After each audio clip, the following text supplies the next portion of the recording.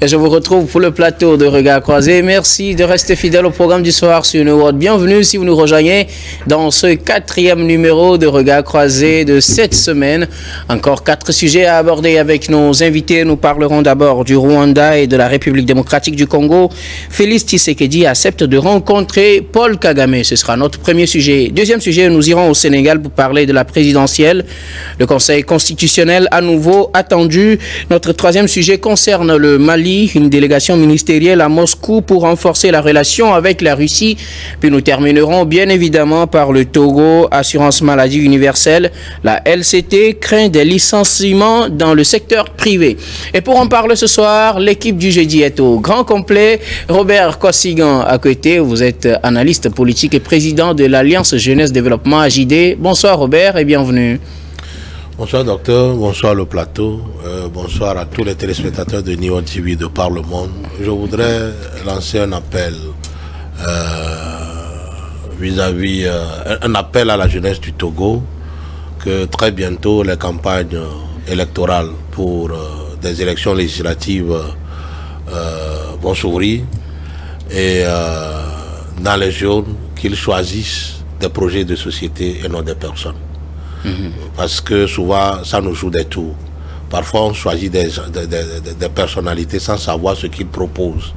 Et donc, de choisir les projets de société qui répondent à leurs aspirations, qui répondent alors à tout ce qui peut concourir à leur épanouissement et non voter pour des personnalités qui n'ont pas peut-être des projets de société qui répondent à leurs besoins d'aujourd'hui et de demain. Merci beaucoup à vous, Robert Kossigan. À côté de vous, Emmanuel Vivien Tommy, vous êtes journaliste, directeur général de Plume Libre. Vous êtes également conseiller en communication politique. Bonsoir Vivien et bienvenue. Bonsoir Guillaume, bonsoir effectivement aux téléspectatrices et téléspectateurs qui nous regardent un peu partout, notamment à Kigali, au Rwanda, à Dakar, au Sénégal.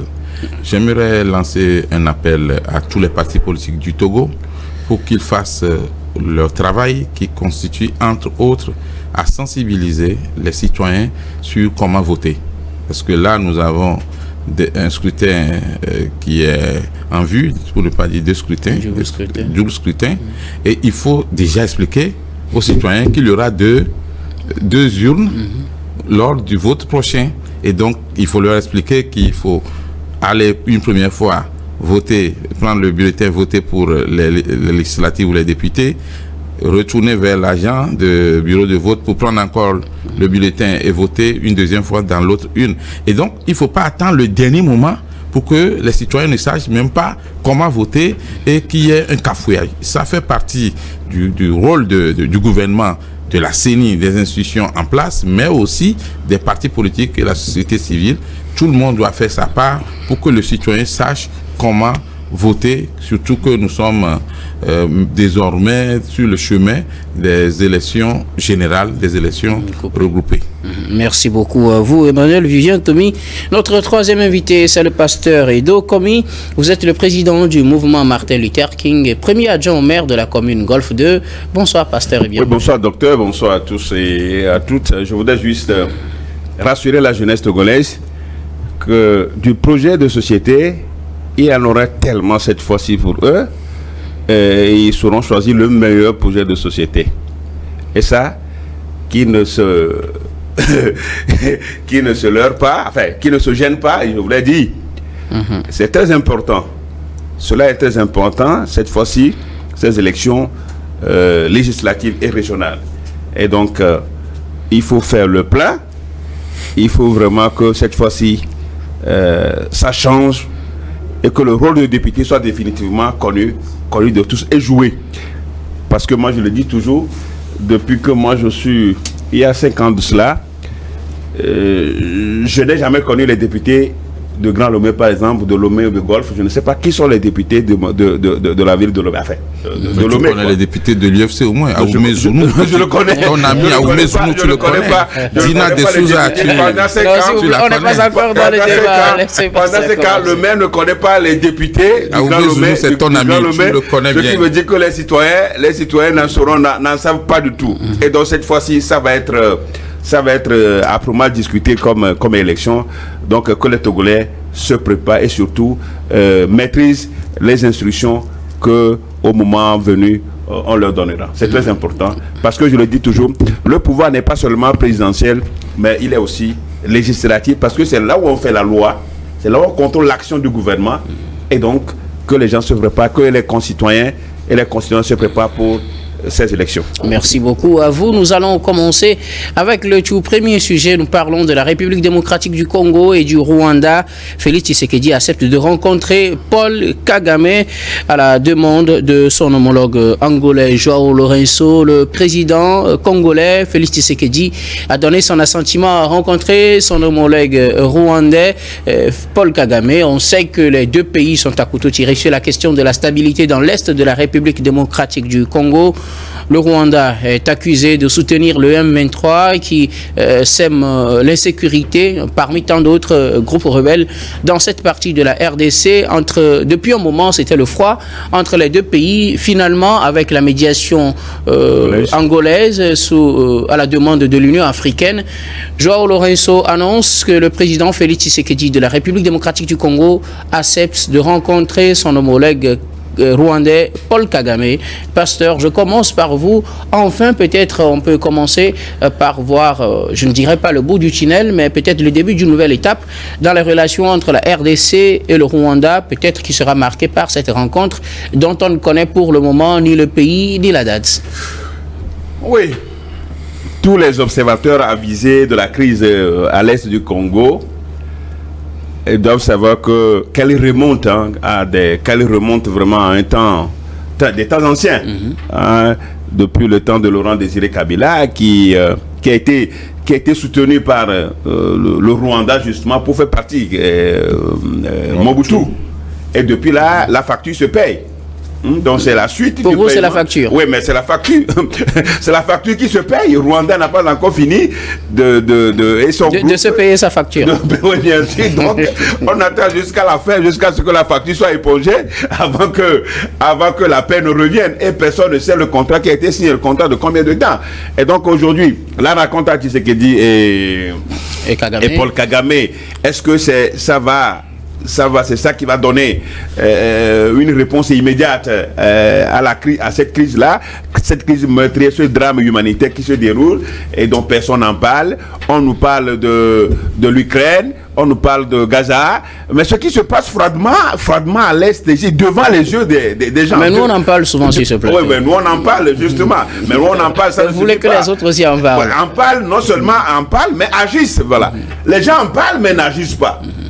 Les États-Unis, la France, presque tout, l'Union africaine, on en parle. Ils condamnent beaucoup le Rwanda. On condamne le Rwanda, mais est-ce qu'on a agi? Est-ce qu'on a donné des équipements? Est-ce que Tshisekedi, l'armée congolaise a des armements pour faire face à M23? Une rébellion seulement qui occupe presque à Goma où des réfugiés qui se comptent pas des milliers. Donc c'est un drame humanitaire là-bas. Ce qui se passe en Est du Congo ne se passe pas en Ukraine. On ne voit pas, il n'y a pas tant de morts. Il n'y a pas tant de morts en Ukraine comme à l'Est de Est du Congo, mais personne ne dit rien. On parle, c'est sous les lèvres, on condamne, mais on n'agit pas. Et donc le drame c'est l'un des plus grands drames humanitaires de notre époque, qu'on le veuille pas. Donc aujourd'hui la rencontre entre Tshisekedi et Paul Kagame, bon, ça peut commencer par être un début. Si ça peut être un début de solution à cette crise, bon, on attend voir, parce que les tensions entre les deux pays sont montées d'un cran ces deux dernières années, et les fermetures des représentations diplomatiques, dans la fermeture des frontières, tout ça là. Bon, donc, et dans tout ça, nous parlons de l'Union africaine. Donc, on est dans une organisation où on prend l'Union africaine. L'Union africaine, on ne voit pas cette union. On ne voit pas cette union. Mais c'est l'Union africaine qui a initié ce dialogue que mène l'Angola. Un autre pays de cette organisation décide, agresse, bon, il faut le dire, agresse son voisin. Ce qu'il a toujours nié. Mais ce qu'il a toujours nié. Le Rwanda n'a jamais accepté soutenir le M23. La base qui sert de base à M23. M23, sa base est où? On dit que c'est le Rwanda, mais le Rwanda dit non. Oui, mais je dis, ça basé où? C'est sur le territoire. C'est à l'est. Mais qui soutient? Qui finance? Qui arme? Qui équipe? Ben, c'est la question. Et le RD Congo étant dramatiquement riche, catastrophiquement riche. Bon, donc chacun se sait, et voilà le malheur. Le malheur de RD Congo, c'est parce que son sous-sol est riche. Et ça, c'est comme ça en Afrique. Vivement que cette rencontre apporte quelque chose comme début de solution à cette crise. Est-ce que les deux seront sincères? Notamment, est-ce que Paul Kagame sera sincère avec son collègue, son collègue? Personne ne saura le dire pour le moment. Mais bon, est-ce qu'il faut espérer? Bon, on attend voir ce que ça va donner. Robert Kosigan a côté, enfin, Félix Tshisekedi accepte de rencontrer Paul Kagame, c'est ce qu'a annoncé le président angolais João Lourenço. On sait qu'entre-temps, Félix Tshisekedi disait qu'il n'allait rencontrer Paul Kagame qu'à une seule condition, qu'il arrête son soutien au M23 et que le mouvement rebelle se replie de l'Est de la République démocratique du Congo, mais à la demande du président angolais qui est en chef dans cette médiation de l'Union africaine. Le président congolais a finalement accepté de rencontrer son homologue rwandais. Je pense que Tshisekedi, le président, Tshisekedi a voulu faire du forcing parce que à la passation des services entre lui et Joseph Kabila, je pense qu'il doit être mis au parfum de ce que c'est le père Laurent Kabila qui a sollicité alors de Paul Kagame une aide militaire pour venir déloger et chasser du Congo le feu président Mobutu. Alors, ce qui se passe aujourd'hui... Ben ça, c'est il y a longtemps, et puis c'est ce qui se passe. Écoutez, vous savez, c'est ça la base. Hein, c'est ça la base. Quand un président voulant prendre le pouvoir est parti voir le Rwanda, il a demandé service à l'Ouganda. Yoweri Museveni lui a dit non, il a eu de bons termes avec Mobutu, mais Mobutu et Kagame ne s'entendent pas, alors il est parti le solliciter. Et en contrepartie, c'est cette zone-là qui est mise à leur disposition. Ça, c'est ce qu'on dit. Mais c'est l'accord. Tshisekedi en sait. Il a seulement voulu mettre la communauté internationale à contribution pour faire pression sur Kagame, voir si il peut couper il peut mettre fin à l'ancien contrat. Mais moi, vous êtes dans la même logique que le pasteur, que c'est la suite de la facture. On ne met pas fin comme ça à un contrat signé. Même si aujourd'hui, eux, ils ont fait eux, ils ne font que tirer parti du contrat. Parce que Mobutu a été éjecté grâce au Rwanda, grâce aux troupes rwandaises. Même des gens soupçonnent même le fils Kabila, Joseph, comme quoi il a des affinités rwandaises. C'est pour cela qu'il n'a pas vraiment travaillé sur ce dossier. Maintenant, pour mettre fin à ce genre de contrat, il va falloir que les deux chefs d'État, c'est-à-dire le nouveau Tshisekedi de la RDC et Kagame, alors puissent s'attendre.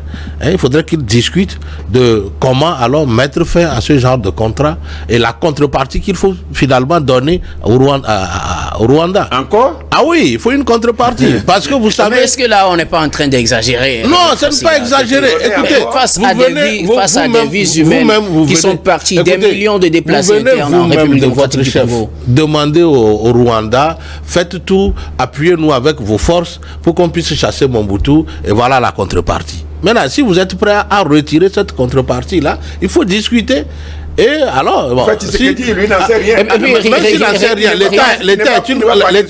l'État est une continuité. Il va falloir leur proposer maintenant ce qu'il faut en contrepartie de la paix dans l'Est du Zaïre. Je suppose que c'est en tout cas une réflexion. C'est ça même le problème. Le reste, parce que nous, on n'a pas de document officiel, on n'a pas été à la signature de ce supposé accord. La forme, on est en train de mettre la forme comme quoi, voilà, il y a un soutien au M23, ce que Kagame aussi nie. Mais le fond, nous parlons du fond. La forme, tout le monde en discute. Mais le fond, c'est ça. Donc il va falloir que Tshisekedi ait quelque chose de consistant comme contrepartie à proposer contre la paix à nous tirer à l'est du Congo. Point, c'est tout. Le problème va se régler. Merci beaucoup à vous, Robert Kosigan à côté. Je rappelle que c'est votre analyse de la situation. Tout à fait. On aura en tout cas le point de vue d'Emmanuel Vivien. Tommy, le président congolais a accepté de rencontrer son homologue rwandais, peut-être une nouvelle phase dans la résolution de cette crise qui n'a que trop duré dans l'est de la RDC.